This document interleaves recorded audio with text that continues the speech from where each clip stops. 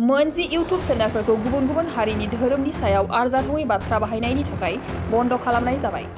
मिरु सरकारा गोख्रों थांखि लानानै बन्द खालामनानै होदों मोनजि इउटुब चेनेलफोरखौ। गुबुन गुबुन हारिनि धोरोमनि सायाव बायदि आरजाथावै बाथ्रा बाहायनायनि थाखाय बन्द खालामनाय जाबाय।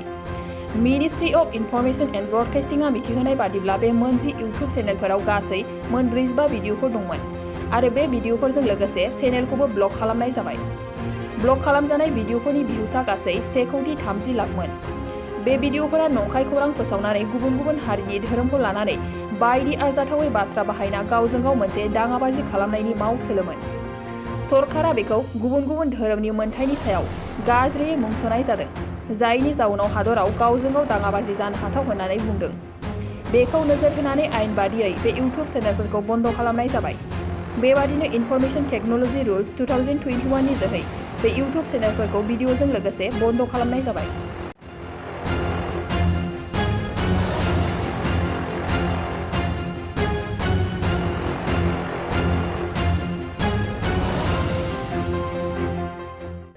बाक्सा जिल्ला खख्लाबारि हजुआ सकनि के रडजों थांनाय लामायाव थानाय एमबी रिफाइनिं हाउसआव मबाइल ग्लास गावनायखौ गोरलैयैनो फाहामनो हानाय गोदान OCA मेसिन लानानै फैदों। नोंथांमोना खम बेसेनावनो गाव गावनि मबाइल ग्लास बायनायखौ एमबी रिफाइनिं हाउसआव फाहामनो हागोन।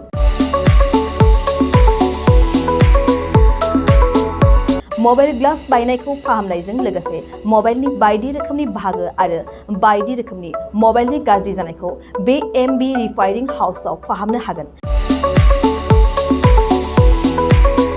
बायदि रोखोमनि mobile glass, mobile tempered, mobile charge, headphone, pen drive, memory आरो mobile battery, computer, mouse, computer keyboard आरो मबाइलनि बायदि रोखोमनि बाहागोफोरखौ मोननो हागोन।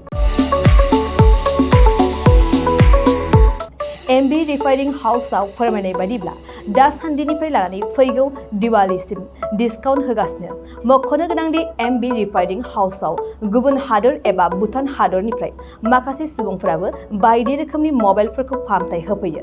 आबुं मोनथिनो थाखाय 8471972412 नङाब्ला 7002741465 जानबुं अनजिमायाव जगाजग खालामनो हागोन। सम फुंनि 8:30 रिंगानिफ्राय मोनाबिलिनि 8:30 रिंगासिम।